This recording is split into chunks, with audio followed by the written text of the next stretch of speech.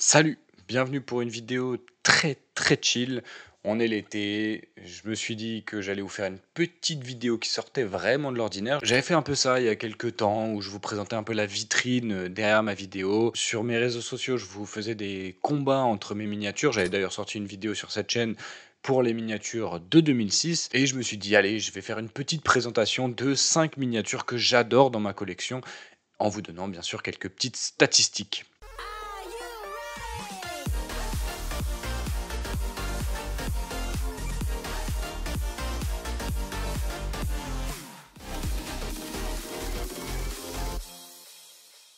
Et on commence avec la Ferrari F310 de Michael Schumacher lors de la saison 1996. C'est tout simplement la première Ferrari dans laquelle a roulé Michael Schumacher. Et il va d'ailleurs obtenir un premier podium au Brésil après seulement 2 Grands Prix et sa première victoire lors du Grand Prix d'Espagne, un Grand Prix mythique dans l'histoire de la Formule 1, l'une de ses plus belles victoires avec Ferrari puisque sous des trompes d'eau, il va écraser toute la concurrence. Il va prendre 2 autres victoires au cours de la saison, en Belgique sur son circuit fétiche et surtout en Italie pour ce qui est la première victoire de Ferrari depuis 1988.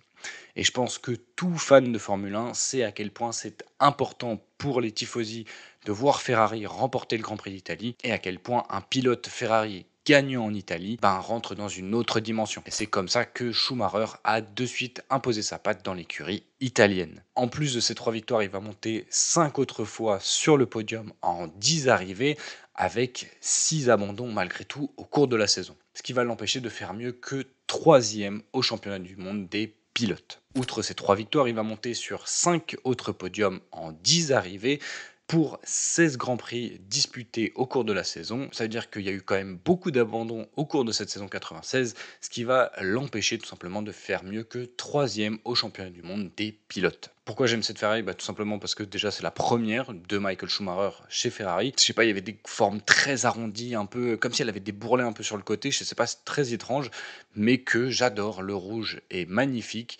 Et voilà pourquoi est-ce que c'est la Ferrari que je préfère. On passe à présent à celle qui est considérée comme la voiture la plus rapide de l'histoire de la Formule 1, la Mercedes W11 de 2020, pilotée par Lewis Hamilton, édition spéciale pour sa 91e victoire dans la catégorie. Pour beaucoup, elle est considérée comme la plus équilibrée, que ce soit en termes de vitesse de pointe et d'appui aérodynamique, et pour les pilotes, elle était tout simplement posée sur un rail. Avec cette Formule 1, Hamilton va remporter 11 des 17 Grands Prix de cette saison, égalant puis battant le record de victoire de Michael Schumacher et remportant son 7e titre de champion du monde au Grand Prix de Turquie, égalant alors Michael Schumacher. L'Anglais va réaliser une saison pleine avec 3 autres podiums en plus de ses 11 victoires et forcément c'est l'une de mes voitures favorites du fait du petit casque de Schumacher et de l'importance dans l'histoire de la Formule 1 de cette voiture. Et puis la livrée noire sur la Mercedes, ça fait toute la différence. Allez, on reparle d'une Ferrari, la Ferrari 512 de la saison 1964, pilotée par Lorenzo Bandini. Alors pour beaucoup, cette voiture va peut-être pas forcément vous parler, surtout le nom du pilote,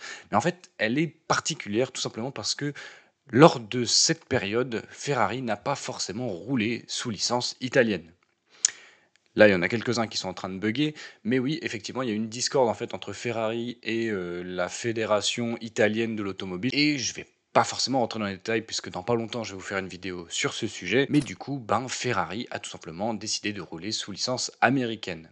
Et l'écurie s'appelait pas Ferrari, mais North America Racing Team, dit NART. Les voitures Ferrari n'étaient pas rouges, mais blanches et bleues comme vous pouvez le voir, et les pilotes Surtees et Bandini ont roulé avec ces couleurs lors des 2 derniers Grands Prix de la saison, aux USA et au Mexique. Et si Bandini monte sur la 3e marche du podium lors du Grand Prix du Mexique, ce podium est totalement éclipsé par le titre pilote remporté par son coéquipier John Surtees. Cette livrée va être aussi employée lors de la saison 1965 avant que tout rentre dans l'ordre. Et en même temps, une Ferrari bleue, qui aurait pu imaginer ça un jour? Enzo Ferrari. Et c'est pour ça que j'adore cette livrée. Est-ce que je suis obligé de vous expliquer pourquoi l'Alpine A521 est dans cette vidéo? Forcément, cette voiture va parler à tout le monde du fait de la victoire d'Esteban Ocon lors du Grand Prix de Hongrie. Et c'est justement pour cette raison que j'ai acheté cette voiture. C'est la première saison d'Alpine en Formule 1. Et en plus, Alpine va terminer 5e du championnat grâce à la victoire d'Esteban Ocon et à l'impressionnante régularité de Fernando Alonso. Et quand on voit les livrées dégueulasses d'Alpine aujourd'hui, je suis obligé de vous montrer cette magnifique voiture. Pas de voiture pour la fin, mais bien un casque, histoire de changer un petit peu. Et parce que c'est le casque de l'un de mes pilotes préférés, Stirling Moss. Je vous avais fait une vidéo sur lui, et depuis en fait je suis un grand fan de Sir Stirling Moss. Alors c'est le casque qu'il a porté en 1961, sa dernière dans la catégorie reine du sport automobile, avant son crash qui a failli lui prendre la vie en 1962. Et c'est une saison au cours de laquelle il roule avec le Walker Racing Team. Il va prendre 2 victoires sur 2 circuits mythiques du sport automobile, Monaco en tout début de saison, et le Grand Prix d'Allemagne sur le circuit de la Nordschleife, le tour complet qui fait 20 km. Ce sera ses 2 dernières victoires en Formule 1, et ça va lui permettre de terminer pour la 3e année consécutive, 3e du championnat.